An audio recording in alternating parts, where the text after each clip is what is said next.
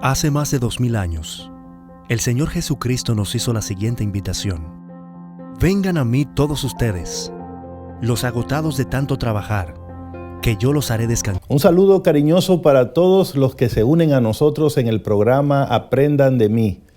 Les saluda el pastor Roberto Herrera del Ministerio de Mayordomía de la División Interamericana. Y hoy estamos para hacer juntos el resumen del capítulo número 11, Jesús, nuestro modelo de generosidad. Como cada entrega, tenemos un invitado especial y hoy esa palabra se cumple con nuestro invitado especial. Me refiero al pastor Henry Uribe, que además de pastor es un evangelista reconocido, un maestro de la palabra de Dios, y lo hemos invitado precisamente porque disfruta mucho explicar las ideas, los conceptos de la palabra de Dios a las personas. Le saludo, pastor Uribe, ¿cómo se siente hoy? Pastor, un inmenso placer, muy contento de participar en esta transmisión. Para mí, un verdadero honor. El placer es mío y estoy seguro que su presencia va a ser buena para todos los que estamos participando en el programa hoy.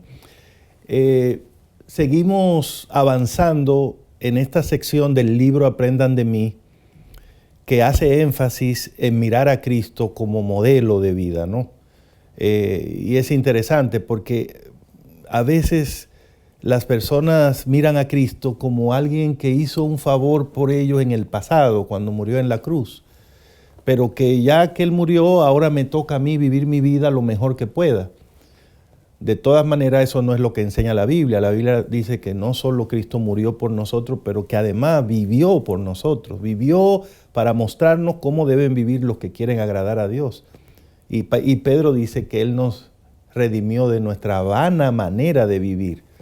Así que yo creo que se justifica, pastor, ver a Cristo como un modelo de vida. Y ahora estamos tomando ese papel de la generosidad y preguntándonos si Cristo puede ser auténticamente un modelo para nosotros en cuanto a la generosidad.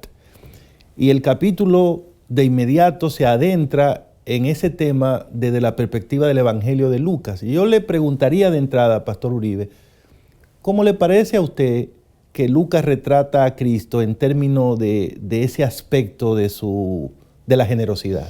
Interesante, pastor, porque cuando uno estudia las Sagradas Escrituras, uno se enfrenta inmediatamente con la persona de Jesucristo. Y evidentemente que debe producir cambios y transformaciones solo contemplar su obra y lo que Él hizo en favor de la humanidad, pero la forma como Él se manejó también. Cuando vemos los evangelios, por mencionar simplemente un dato, vemos los diferentes enfoques que cada evangelio tiene. Si vemos, por ejemplo, el Evangelio según San Mateo, cuyo enfoque trata de presentar a Jesucristo como descendiente de la corriente davídica y heredero al trono, como también un segundo Moisés.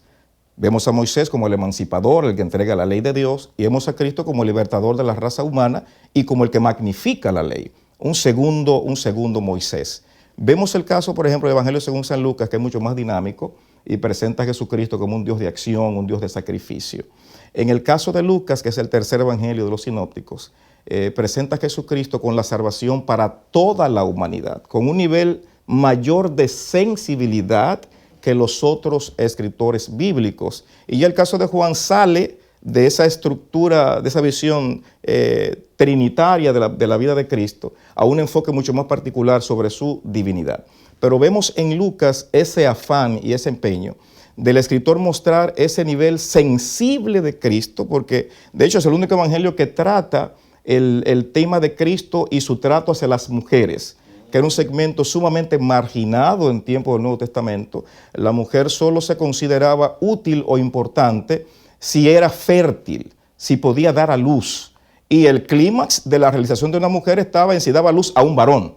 Así que Lucas trata el tema de la discriminación de la mujer y cómo Cristo trata a las damas, cómo se sensibiliza. Unido a eso, el hecho de que Lucas era médico, doctor, estaba muy relacionado con los quebrantos de la humanidad. y ver a un Jesucristo que es capaz de detenerse y curar a una mujer con el flujo de sangre 12 años, resucitar a un niño de una viuda, ¿verdad? Y cuántas cosas. Ese lado sensible, humano de Jesucristo que ha presentado por Lucas en su Evangelio. Y de hecho, pastor, la presentación que hace el Evangelio de Cristo en su aparición primaria públicamente, es como el que le da cumplimiento a las profecías del profeta Isaías. El que liberta las cadenas, sana al oprimido, etc. Y es un ministerio de restauración de la raza humana, ¿no? Y por lo tanto, el ministerio de Cristo esencialmente es un ministerio marcado por la generosidad, por la compasión. Así que definitivamente la vida de Cristo podría decirse que es la encarnación de esa idea, de ese concepto de la generosidad. Y en Lucas, como usted lo ha explicado muy bien, se ve el asunto. ¿Hay otros autores bíblicos que se han fijado en ese aspecto de la vida de Cristo? Sí, por excelencia, si vamos a considerar la generosidad de Jesucristo, hay un escritor en el Nuevo Testamento, el apóstol Pablo, que magnifica y realza a dimensiones muy grandes el hecho de que Cristo se entregó, y no solo se entregó, sino que lo entregó todo por la humanidad en el acto más grande de generosidad. Cuando pensamos en el apóstol Pablo, por ejemplo, en Filipenses capítulo 2, versículos 5 hasta el 11, y le invito para que lo leamos juntos. Note lo que dice la sentencia paulina. Haya pues en ustedes el mismo sentir que hubo en Cristo Jesús, quien siendo en forma de Dios, no estimó el ser igual a Dios como cosa a que aferrarse, sino que se despojó a sí mismo y tomó la forma de siervo, y se hizo semejante a los hombres, y estando en la condición de hombre, se humilló a sí mismo, y se hizo obediente hasta la muerte y muerte de cruz. Por lo cual Dios también lo exaltó hasta lo sumo, y le dio un nombre que es sobre todo nombre, para que en el nombre de Jesús se doble toda rodilla de los que están en el cielo y en la tierra, y debajo de la tierra, y toda lengua confiese que Jesucristo es el Señor, para gloria de Dios Padre. Yo pienso, pastor, que de los tantos pasajes que pudiésemos leer de las Escrituras, el apóstol Pablo en Filipenses 2 recoge la esencia no solo de la dinámica de salvación, sino en lo que está soportado el plan de salvación. El hecho de que Cristo no solo entregó una parte de sí, sino que lo entregó todo y se rebajó a la condición de siervo para tocar a la humanidad con la salvación. Pastor Uribe, no hay duda de que el apóstol Pablo era muy atraído a la generosidad de Cristo, ¿no? Y él trataba de llamar la atención de las personas con las que trabajaba a ese concepto, a los corintios, a los hermanos que vivían en Corinto. Les dijo, ustedes conocen la gracia del Señor Jesucristo. O sea, el acto de generosidad, de desprendimiento del Señor Jesucristo, que siendo rico, se hizo pobre. Se hizo pobre por amor a nosotros, para que nosotros por medio de su pobreza fuésemos enriquecidos. O sea, para Pablo, la vida completa de Cristo fue un acto de generosidad, ¿no? Cristo vivió por generosidad entre nosotros. Cristo se hizo un ser humano por generosidad a nosotros. Cristo murió en un acto de entrega, de sacrificio, una muerte vicaria, que Él no tenía necesidad de morir, no tenía nada que pagar. Y entonces, yo noto esto, pastor, y el capítulo intenta mostrarlo así. La Biblia no deja duda de que la vida de Cristo, al final se puede decir que Él era la generosidad encarnada, definitivamente. Ahora, este es el punto, pastor. Muy bien, una cosa es uno decir, Cristo es generoso. Cristo fue generoso en todo lo que hizo. Pero otra me parece a mí más importante, y probablemente ahí es donde lo que usted acaba de leer nos debe ayudar más, es entender las implicaciones de la generosidad de Cristo. O sea, ¿qué significa cuando decimos que Cristo es generoso? Porque por estos lados la idea mayormente tiene que ver con una persona generosa es alguien que ayuda, que da algo. Que da algo. Uh-huh. Pero en el caso de Cristo, cuando decimos que es generoso, ¿dónde está la esencia de esa generosidad que se pueda levantar hoy como modelo para todos nosotros? Cuando pensamos, pastor, la sentencia de Pablo, se hizo pobre. Lo primero es que se hace pobre. sea, Él toma la decisión de abandonar ese estado de exaltación como Dios, de recibir la gloria, la alabanza y la honra, y llega ahora a un nivel de criatura. Él se hace. Es un asunto muy difícil porque nadie que teniendo todo el poder, la gloria, ¿verdad?, y que pueda hacer cuantas cosas, decida abandonar su estado de altura, de magnificencia, de gloria. Eso no sucede.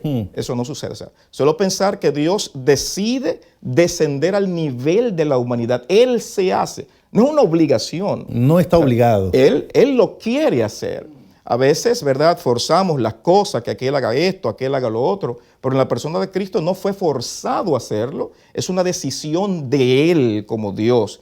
Y son cosas que le explota la cabeza a uno, pastor, pensar en eso, porque si yo tengo un castillo, una casa, dinero, fortuna, fama, difícilmente yo decida abandonar eso. En la experiencia de nosotros, y tengo que decir esto porque concuerdo tanto con lo que usted acaba de observar, en la experiencia nuestra, por acá lo que se da es que si yo estoy aquí, quiero estar acá. Así es. Pero no se da que yo estando aquí, yo tenga el deseo o decida bajar de nivel, ¿no? Pero en el caso de Cristo, la generosidad incluyó negarse a sí mismo, despojarse, ¿no? Vaciarse de Él, renunciar a sus prerrogativas. ¿Y qué prerrogativas? Porque, fíjese, no estamos hablando de alguien que era rico, que tenía una buena cantidad y decidió dar una parte de eso. Porque hablamos de Zaqueo, que dijo, la mitad de lo que tengo, y Zaqueo ya quedó como un modelo de generosidad para nosotros. Pero en el caso de Cristo, Él es Dios. Estamos hablando del dueño del cielo y de la tierra. Y en el caso de Cristo, no fue una cantidad de dinero lo que Él dio. Pablo dice en lo que usted leyó en Filipenses 2, que Él se dio a sí mismo. O sea, Él se entregó a sí mismo, siendo el dueño de todo, por amor a nosotros. O sea, en el caso de Cristo, la generosidad va mucho más allá de los criterios que nosotros manejamos. Por este lado, usted puede ser generoso dando un poquito de lo que tiene, quedándose con bastante. Y queda bien. Y todavía sale en la foto como una persona generosa. Pero en el caso de Cristo no fue así. Y yo creo, pastor, que es importante que en el programa de hoy sigamos ahondando en esas ideas para tratar de entender en qué sentido es que Cristo es modelo para nosotros de la generosidad. Ahora yo quisiera que hagamos una breve pausa y que al regreso sigamos mirando más de cerca Filipenses capítulo 2, versículos 5 hasta el 11, que fue leído, para profundizar, si fuese posible, en el significado de la generosidad modelada por el Señor Jesucristo. Quédese con nosotros en el programa Aprendan de mí. Estás viendo Aprendan de mí, la invitación de Jesús que transforma el carácter. Ya está disponible el libro Aprendan de mí, la invitación de Jesús que transforma el carácter, escrito por Alejandro Bullón y Roberto Herrera. Descarga una copia gratuita escaneando el código en pantalla o directamente a través de nuestra página web interamerica.org/mayordomía/recursos. Si deseas comprar una copia física, visita la librería IATPA más cercana.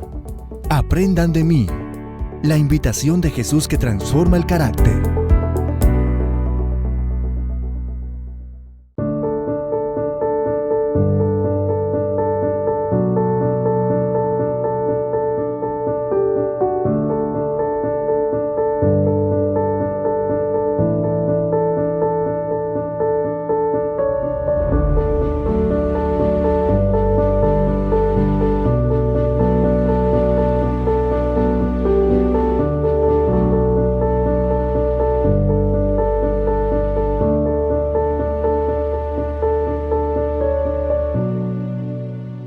Seguimos con todos ustedes aquí en Aprendan de mí, haciendo el resumen hoy del capítulo 11, Cristo modelo de generosidad, y en compañía del pastor Henry Uribe. Pastor Uribe, me gustaría que nos hable más de ese concepto que ya traía en el segmento anterior, de cómo se mira la generosidad de Cristo desde su encarnación, por favor. Lo primero, pastor, que tenemos que señalar acá, que hablar de la encarnación es un gran misterio, nos consumirá esta vida y la eternidad completa. O sea, solamente pensar en eso, Tremendo. Uno hace un recuento de la historia de la iglesia cristiana y la cantidad de reuniones que hubo, entiéndase el concilio de Nicea, de Constantinopla, de Éfeso, buscando un credo que pudiese recoger la esencia misma de la fe cristiana y la persona de Cristo.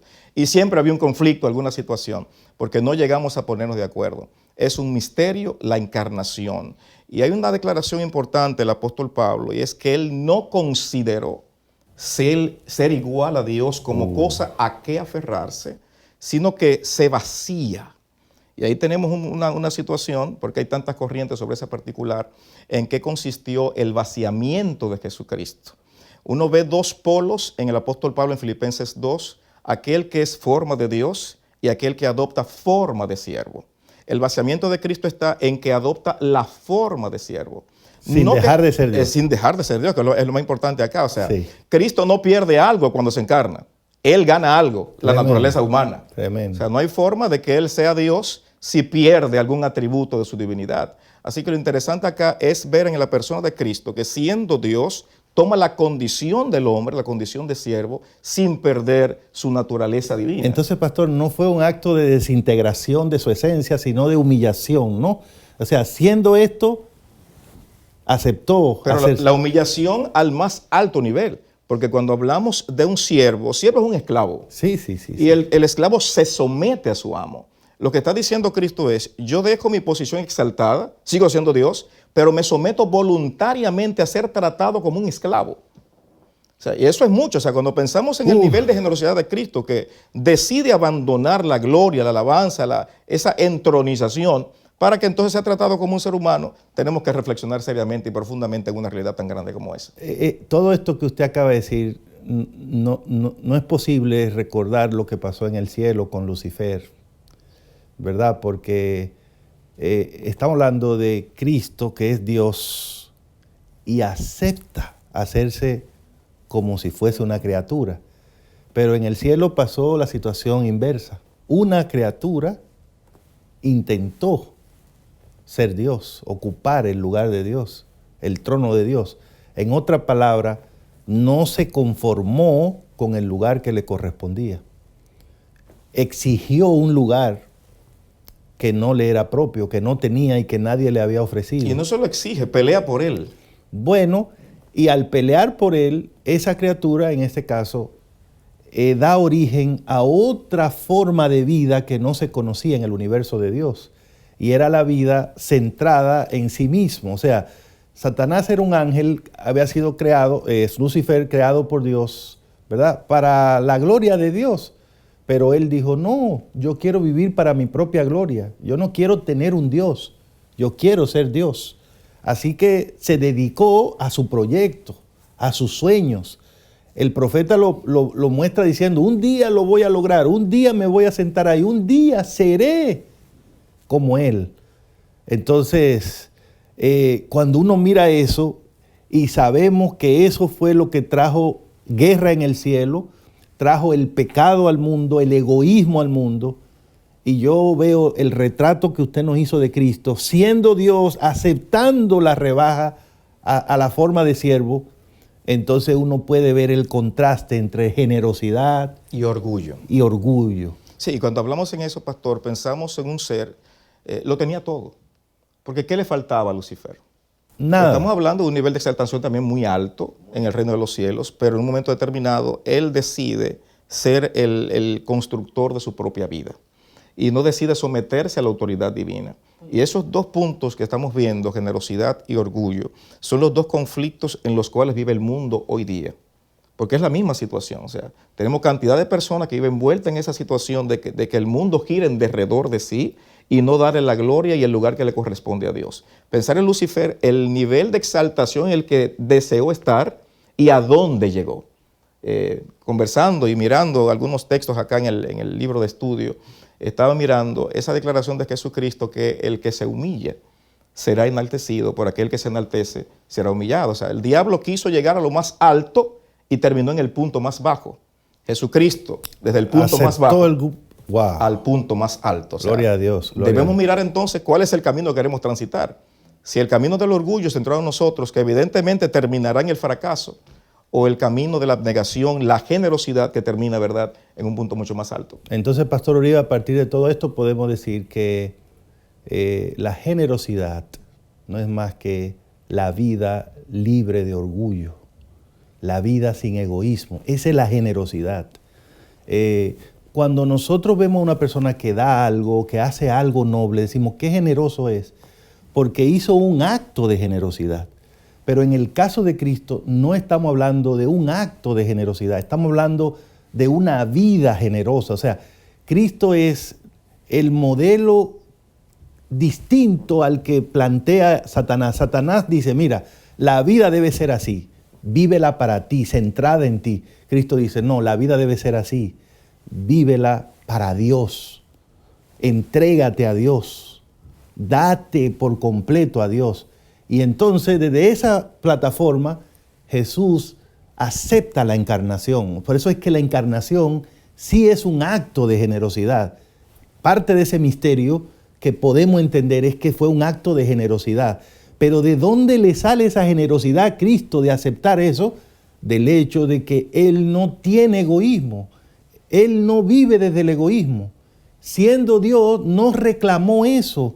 No pidió que se le reconocieran sus derechos y aceptó hacerse como uno de nosotros, porque eso era lo que estaba de acuerdo con el plan de Dios. Y pensar en Jesucristo, pastor, como modelo de generosidad, es que Él encarna la generosidad. O sea, no es que es una práctica recurrente en Él, sino que Él es la generosidad. Sí. Se espera que ese fenómeno de la encarnación se reproduzca en nosotros, en la persona de Cristo viviendo en nosotros. De hecho, el apóstol Pablo así lo establece. Sí. O sea, con Cristo estoy juntamente crucificado. Amén. Y ya no vivo yo, mas vive Cristo en mí. Es que se reproduzca en nosotros ese desprendimiento, ese vaciarnos a nosotros mismos y darle a Él entonces el lugar que le corresponde. Fue también el error de nuestros primeros padres en el jardín del Edén. O sea, se olvidaron de que Dios debe ser el centro de su vida. Se desviaron y terminaron desnaturalizados, que es lo que pasa con el orgullo. Perdemos nuestra esencia como seres humanos, nos convertimos en bestias, pastor. Sí. Pensamos que somos lo que no somos, que tenemos un puesto que nadie nos ha dado. Y que merecemos la pleitesía, la adoración. Exactamente. Y el centro de todo eso es el orgullo. ¿Quién trajo ese modelo de vida a este mundo? Satanás. ¿Qué resultado ha tenido ese modelo de vida? Fracaso, derrota. Mírenlo al propio Satanás, expulsado del cielo y derrotado por Cristo en la cruz del Calvario, expuesto ante el mundo como lo que es, un mentiroso. Mire, pastor, cuando pensamos en ese modelo de generosidad, porque el detalle de la sentencia paulina es que Él entrega toda su riqueza. ¿Qué recibe a cambio? O sea, Él lo entrega todo, pero ¿qué recibe? Y hay una transacción que se da entre Cristo y la humanidad, donde Cristo recibe solo las consecuencias nefastas. Martín Lutero, por ejemplo, en el año 1520, escribió una declaración a los nobles de Alemania, en lo que se ha considerado hasta el día de hoy como el solemne negocio, la negociación para perder, si se puede decir así. Y yo quiero leer una frase, una declaración de Martín Lutero sobre ese particular que está afianzada en Efesios 5, en esa metáfora de la iglesia como la esposa del Cordero y todo aquello.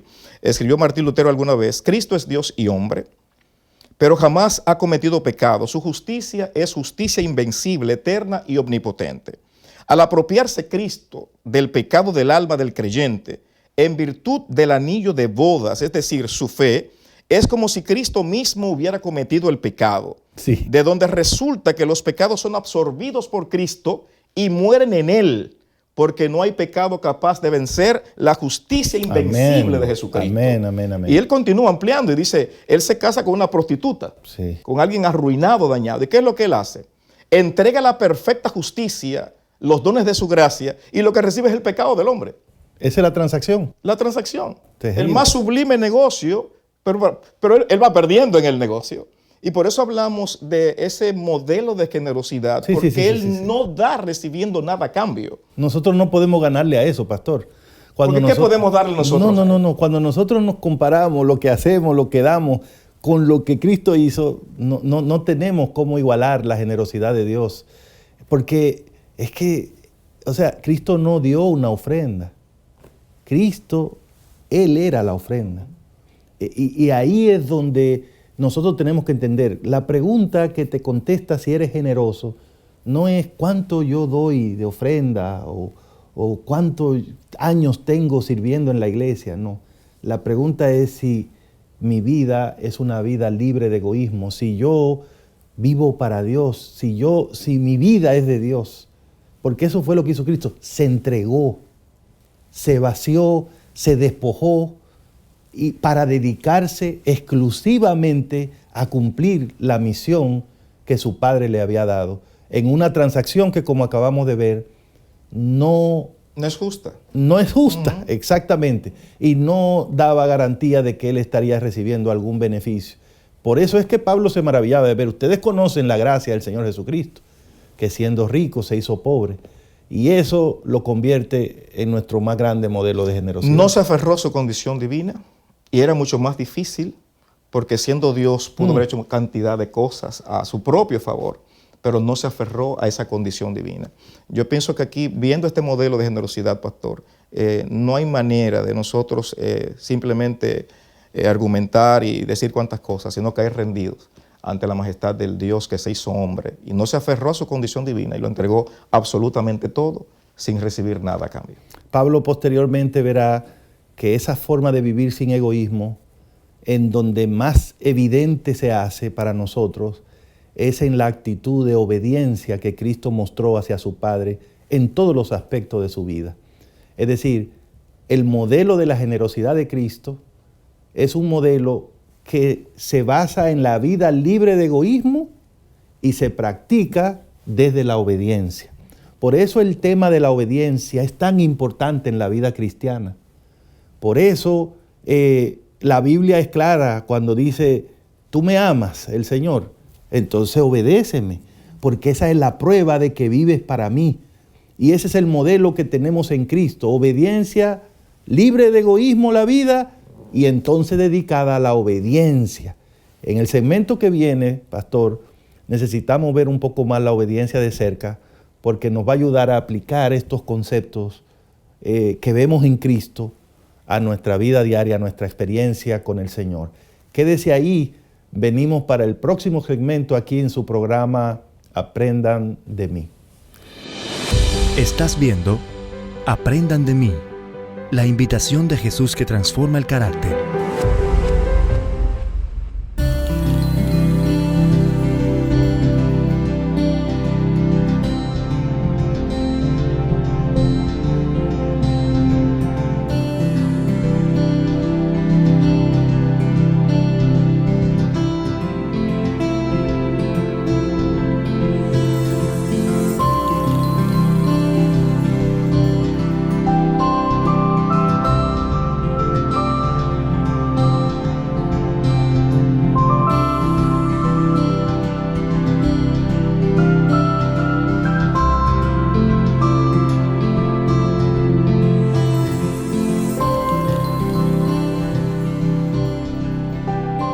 Seguimos con ustedes aquí en el programa Aprendan de mí, disfrutando de estas ideas maravillosas que tienen que ver con el capítulo 11, Cristo como modelo de generosidad. Pastor Uribe, este es el punto del programa cuando nos preguntamos, ahí está el modelo y es impresionante.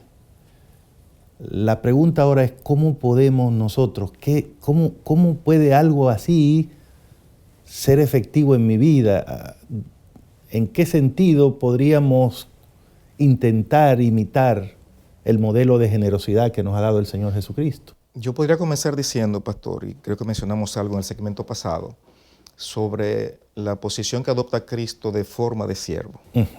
Forma de siervo, y la palabra que se emplea es doulos, que es un esclavo. El esclavo debía brindarle la absoluta obediencia a sus amos, sin ningún tipo de cuestionamiento. Cristo toma la forma de siervo y obedece. Eso plantea ante nosotros también la iniciativa divina y nos enfrenta a nosotros con de quién nosotros somos siervos. A quién nosotros obedecemos ciega y absolutamente. Porque el problema aquí no es si nosotros seremos siervos o no, sino de quién será nuestro amo. O sea, el problema es este. Quiera usted o no entenderlo, yo o no aceptarlo, yo siempre seré siervo de alguien. O soy siervo de Jesucristo o soy siervo del príncipe de las tinieblas. De hecho, el mismo Cristo lo mencionó. Hay dos textos en la Biblia, hay otros tantos que podría mencionar. Pero en Mateo capítulo 6, en la oración del Padre Nuestro, cuando la Escritura dice, Padre nuestro que estás en los cielos. Cristo se considera Padre, y si es Padre porque hijos tiene, o sea, el Padre nuestro, pero no significa que sea Padre de todos, porque en Juan capítulo 8, versículo 44, la Biblia dirá, mismo Cristo diciendo, ustedes son de vuestro padre el diablo, y los deseos de vuestro padre queréis cumplir. Así que la Escritura plantea dos padres, Dios como Padre, Lucifer como Padre. Así que el problema aquí no es el Padre, sino de quién es hijo usted. Tremendo. ¿Quién es el Padre suyo? Porque al final del día, usted le rendirá pleitesía a uno de los dos. De una llave no sale agua sucia y agua limpia al mismo tiempo. O sea, no podemos tampoco servir a dos señores. Cristo se hace siervo. La pregunta sería entonces, ¿quién es nuestro amo? Y en el modelo de generosidad de Cristo, y estoy impresionado mientras reflexiono en eso que usted dice, pero en el caso de Cristo, Él resolvió perfectamente esa pregunta, ¿no? Él decidió... Su misión. Exactamente. Se hizo siervo, haciéndose obediente hasta la muerte en la cruz del Calvario. En el caso de Cristo, su vida fue una vida de completa obediencia a su Padre Celestial. Todo el ministerio de Cristo fue un fiel seguimiento de la voluntad de su Padre, hasta el día final que vivió en esta tierra. Y si nosotros vamos a ver a Cristo como modelo de generosidad, pues ahí está la pregunta que usted plantea. ¿Quién manda en mi vida? ¿De quién soy siervo? ¿Quién decide las cosas que hago en mi vida, ¿no? Y ahí es donde, si queremos imitar a Cristo, la palabra clave es la obediencia. Eso es lo que demuestra a quién le sirve. Somos esclavos de aquel a quien decidimos obedecer, dice Pablo en Romanos capítulo 6. Esclavos de aquel a quien decidimos obedecer, o del pecado para muerte o de la justicia para vida. Cristo obedeció a la justicia, Cristo vivió sin egoísmo y por eso el resultado, dice Pablo, es que Dios lo exaltó y le dio un nombre sobre todo nombre. Y es reconocido y será reconocido universalmente como Señor, como Dios. Ahora la pregunta para nosotros es, ¿estoy yo en una relación de obediencia con Dios que demuestra que Él es quien manda en mi vida? ¿Soy yo como Cristo obediente en el cuidado de mi cuerpo, en el uso que hago del tiempo, de los bienes materiales, del dinero, de los talentos que Dios me ha dado? Con cómo manejo esas cosas, desde la generosidad, sin egoísmo, dedicadas a Dios, o desde el orgullo que Satanás plantea pensando en mí, lo que me gusta, lo que me conviene, cuando yo puedo. Ahí están los dos modelos y el que escojamos dice si estamos en una vida de generosidad o en una vida de egoísmo, de orgullo, y eso tendrá un impacto en nuestra definición eterna, pastor. Y aquí hablamos también, pastor, también del señorío de Jesucristo, porque en más de una ocasión decimos que Él es nuestro Señor, pero no estamos dispuestos a hacer lo que Él nos pide. Él mismo lo dijo, ¿por qué me dicen Señor si no hacen lo que yo les mando? Sí. O sea, es muy fácil decir olímpicamente, ¿verdad? Él es mi Señor y es mi modelo. Pero otra cosa es hacer o imitar lo que ese modelo ha presentado delante de nosotros. Y del dicho al hecho, como decimos vernacularmente, hay mucho trecho. O sea, enfrentarnos con ese modelo de generosidad y seguir el mismo derrotero. O sea, no tenemos que inventar el camino. Él es el camino. O sea, es transitar simplemente por el sendero que Él ya aperturó para nosotros. No aferrarnos, porque también es el secreto acá, no aferrarnos a nuestra condición, sino desprendernos de cuanto tenemos y somos y colocarlo justo al pie de la cruz. Es el modelo más grande de generosidad que tenemos y se espera que actuemos en consecuencia. A la luz del modelo de Cristo, lo que aprendemos es que cuando la Biblia habla de generosidad, nos está invitando a rechazar el modelo que plantea Satanás, que trajo Satanás a este mundo, un modelo que que se centra en nosotros mismos y que se rebela contra la voluntad de Dios. Cristo vino a este mundo y demostró que vivir para Dios es lo correcto, que hacer la voluntad de Dios es lo que da éxito, que entregarse absolutamente al gobierno de Dios es lo que lleva a la persona a lo más alto, a lo más grande. Y Él lo demostró con su vida, lo probó, nos mostró, miren, yo siendo Dios, voy a aceptar hacerme un siervo y me voy a dedicar a vivir para la voluntad de mi Padre y ustedes van a ver lo que va a pasar. ¿Y qué pasó? Él fue exaltado a lo más alto. Él triunfó. Cristo triunfó. ¿Y cómo triunfó? Obedeciendo, entregándose. Y ojalá nosotros podamos captar esa idea de generosidad. La generosidad no es simplemente un acto, es una forma de vivir. ¿Cómo le parece, Pastor Uribe? En eso descansa el plan de la salvación. Y eso significa entonces que nosotros tomemos una decisión. O sea, ¿a quién nos vamos a rendir? O sea, ¿quién en definitiva tomará el control absoluto nuestro? Ellen G. White tiene una sentencia muy interesante sobre ese particular en el libro Mente, Carácter y Personalidad, lo leí hace muchísimo tiempo, donde ella dice que Satanás controla toda mente que no se halla en forma decidida bajo el gobierno del Espíritu de Dios. Entonces, si yo no estoy consagrado plenamente a Él, habrán parte de mi ser, de mi mente, de mi cuerpo, consagrado a otro ser. Tremendo. Y no podemos estar divididos, es un asunto de decisión, de para quién son nuestros más secretos motivos, la intención de nuestro ser, nuestro esfuerzo, nuestros dones y talentos, nuestras habilidades, nuestro tiempo, nuestro dinero, nuestras destrezas.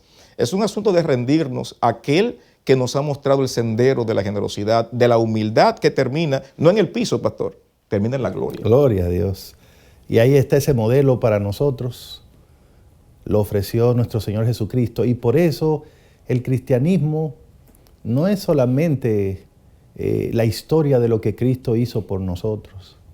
El cristianismo es también la demostración cada día, cada momento de lo que su forma de vivir ha producido en nosotros, el impacto que tiene su ejemplo de vida para nosotros. El día de hoy creo que el Señor nos está llamando a todos a mirar a Cristo, a contemplarlo, a fijarnos en esa forma que Él tuvo, tan desprendida, tan libre de egoísmo, y la escojamos como nuestro estilo de vida.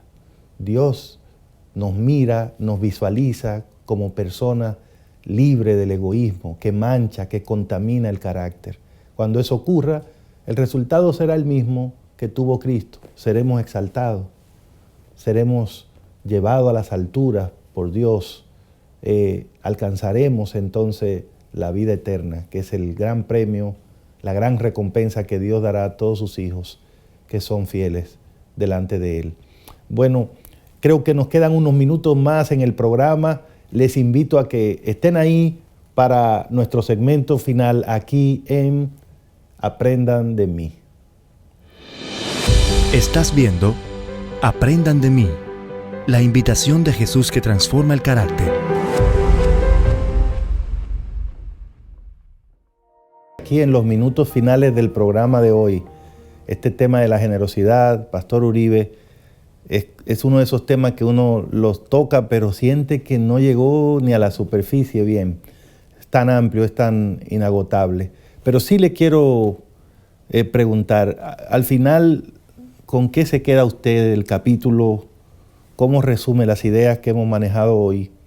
Y sobre todo, ¿cuál sería su mensaje de esperanza a la audiencia del programa? De verdad, pastor, que solo contemplar lo que hemos visto y la obra de Cristo a nuestro favor, uno no tiene las palabras suficientes para expresar todo lo que uno quisiera decir sobre este particular. La sentencia paulina en Filipenses 2, el vaciamiento de Cristo, su entrega, y en esa transacción con la humanidad, donde Él se entrega por completo, pero para recibir los pecados del hombre. Yo me quedo con eso, pastor. Yo me quedo con el hecho de un Dios que lo entrega todo, no una parte. Que el cielo se vació completamente en la persona de Jesucristo y que mi reacción ante ese desprendimiento, al hecho de que no se aferró a su condición de Dios, aunque siguió siéndolo, debe motivarme a mí como persona, como creyente, a tomar ese mismo sendero de entrega, de rendirme absoluta y plenamente a la majestad de los cielos. Un Dios sensible, un Dios generoso que espera que sus seguidores actúen en consecuencia. Yo también, como usted, pastor, me quedo con ese desprendimiento del Señor Jesucristo. Y pienso en nosotros, que a veces preguntamos, ¿cuánto debo dar? ¿Por qué hay que dar tanto? Pero si alguien todavía se pregunta cuánto debe dar, tal vez sería bueno que mirara la cruz del Calvario y se preguntara a la luz de lo que ve ahí cuánto debe dar, porque esa cruz del Calvario fue un plato de ofrenda. Y ahí fue donde Dios dio su ofrenda. Y cuando Dios dio su ofrenda, ¿saben cuánto dio? Se dio a sí mismo. Él no dio una ofrenda, Él se hizo una ofrenda por nosotros. Y esa es la generosidad que Dios quiere y anda buscando en nosotros. Dios no vive de las ofrendas de sus hijos, como no vive de la adoración tampoco de nosotros. Dios nos ama, quiere una relación con nosotros, no con lo que nosotros podamos darle. Y por eso la ofrenda que Dios quiere eres tú. Y para que tú seas la ofrenda, tu vida debe estar libre de egoísmo, entregada a Dios, como la de Cristo. Y la fórmula para hacer eso nos la mostró Cristo.